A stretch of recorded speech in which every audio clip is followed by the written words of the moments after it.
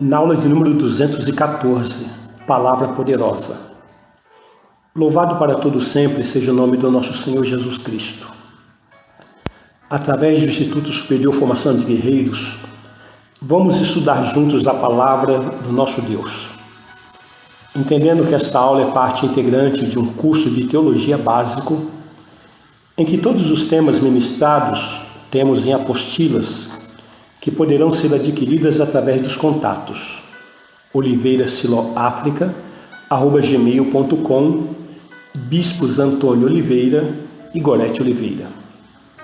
Tomamos uma palavra introdutória que está revelada na carta aos Filipenses, capítulo 3, versículos 13 ao 16, que diz: Irmãos, quanto a mim, não julgo havê-lo alcançado, mas uma coisa faço, esquecendo-me das coisas que para trás ficam e avançando para as que diante de mim estão, prossigo para o alvo, para o prêmio da soberana vocação de Deus em Cristo Jesus.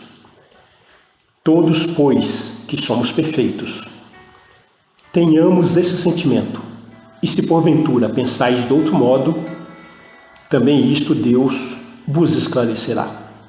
Todavia, andemos de acordo com o que já alcançamos. Nesse texto percebemos o apóstolo Paulo, na direção do Espírito Santo, nos exortando que nós devemos deixar para trás todas as coisas, todo o passado, não ficar remoendo lembranças penosas, amargas, coisas ruins que aconteceram na nossa vida, a ponto dele afirmar e dizer o seguinte: esquecendo-me das coisas que para trás ficam, vamos para o alvo, vamos olhar firmemente para o autor e consumador da nossa fé, Jesus Cristo, que dele vem o nosso prêmio, o prêmio da soberana vocação. Nós somos perfeitos, na palavra do Senhor nos coloca. E devemos, portanto, ter esse sentimento. Não ficar vivendo de experiências passadas, mas glorificar o Senhor nosso Deus pelo presente e por aquilo que temos a conquistar no futuro. Estamos falando sobre libertação financeira 2, dentro de uma abordagem plano resgate. Vamos considerar um exemplo, dando continuação às aulas anteriores. Supomos que você encontre com um irmão e você pergunte a ele como está a situação dele, como que ele está vivendo. E ele então responde: irmão, está tudo bem.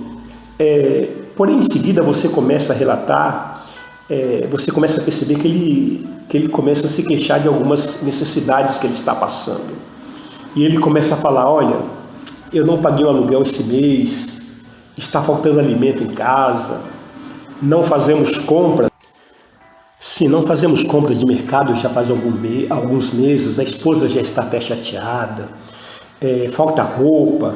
E aí você olha para a aparência do irmão, ele está trajado com aquele terno modelo SS, super surrado. E aí você percebe que o sapato dele também está rasgado. E você percebe que a aparência do irmão está realmente deixando a desejar, está calamitosa, E ele também diz que as crianças não têm material escolar, falta uniforme, Aí você percebe o carro do irmão, é aquele Corcel 2, No Brasil saiu esse modelo, um carro da Ford chamado Corcel 2, ou seja, um dentro e outro empurrando. E na porta está escrito: não bata, por favor. É para não cair a porta, E aí você percebe que no vidro do carro do irmão tem um adesivo escrito assim: Jeová Jiré. E mal sabe ele que Jeová Jiré é o Senhor da provisão, da saúde e da prosperidade. Ou então o adesivo está escrito: propriedade exclusiva de Jesus. Ou então o irmão tem um Uno, também é um modelo que saiu no Brasil, mas para elucidar aqui a nossa explicação, ele está transmitindo que eu uno o quarto irmão para empurrar. Ou então o irmão tem uma D20, né? De 20 anos atrás. Ou então uma BMW, uma Brasília muito velha, né? Brasília também é outro modelo de carro que foi lançado no Brasil, né? Ou então ele tem um Tempra. Tem para fazer motor, tem para fazer funilaria, tem para fazer freios, tem para fazer parte elétrica, tem para fazer suspensão, tem para fazer documentação, tem para fazer tudo, né? E você vê a situação do irmão, é uma situação que chega a dar pena. Porém o irmão, ele apresenta justificativas usando versículos bíblicos, né? E ele diz, Jesus disse que no mundo tereis aflições. Amados, as aflições que Jesus disse que nós teríamos no mundo não são aflições financeiras. São aquelas que estão relatadas em Mateus no capítulo 5, do versículo 3 ao versículo 12, que diz: Bem-aventurados os humildes de espírito, porque deles é o reino dos céus. Bem-aventurados os que choram, porque serão consolados. Bem-aventurados os mansos, porque herdarão a terra.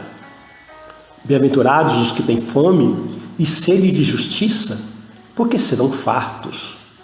Bem-aventurados os misericordiosos, porque alcançarão misericórdia. Bem-aventurados os limpos de coração, porque verão a Deus. Bem-aventurados os pacificadores, porque serão chamados filhos de Deus. Bem-aventurados os perseguidos por causa da justiça, porque deles é o reino dos céus. Bem-aventurados sois, quando por minha causa vos injuriarem, e vos perseguirem, e mentindo, disserem todo mal contra vós. Regozijai-vos e exultai, porque é grande o vosso galardão nos céus. Pois assim perseguiram aos profetas que viveram antes de vós. Então note que as aflições que nós passamos nesse mundo são essas. Aflições por pregar o Evangelho, por anunciar as boas novas de Jesus Cristo.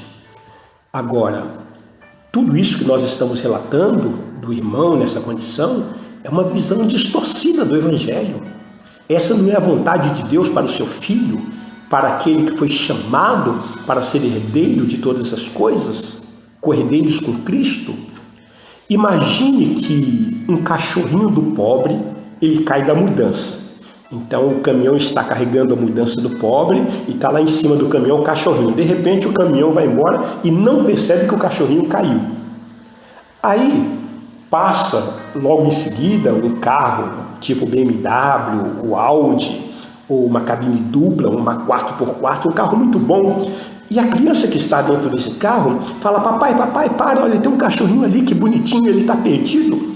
E de repente o papai olha, vê que realmente não tem ninguém, o cachorro está perdido no meio da rodovia, pega o cachorro, coloca dentro do carro e leva para casa. E aí trata do animalzinho, mas na hora da refeição, na hora do bife, né? Porque ele agora está numa família rica, uma família abastada. Na hora do bife, o cachorrinho fala assim: não, comigo é só osso. Que é isso? E já estava acostumado a viver comendo osso a vida toda, né? Já estava conformado com a situação da pobreza. Agora que foi inserido uma condição de abundância, ele se nega a viver aquela nova situação. E há crentes, amados, que levam o provérbio, o dever acima de tudo, leva muito a sério. Ou seja, deve para todo mundo e não paga, né? Tem crente, infelizmente, que deve para muita gente e não se esforça para pagar. Parece que tem prazer em viver uma situação de comiseração. Agora pense comigo. Vamos imaginar que no corpo de Cristo, um irmão receba um diagnóstico do médico de que ele é portador do HIV, AIDS, o HIV-Sida. Ele não se conforma, evidentemente, com esse diagnóstico. Ele iria à igreja, falaria com o pastor para convocar uma corrente de oração, chamar os irmãos para fazer uma campanha, um jejum ao seu favor, e aí ele crê e recebe o milagre. recebe a cura. Porém, na dificuldade financeira, o que ele faz? Recorre aos parentes, ao sogro, ao pai, à mãe, aos amigos, empréstimos, e ele não consegue crer que o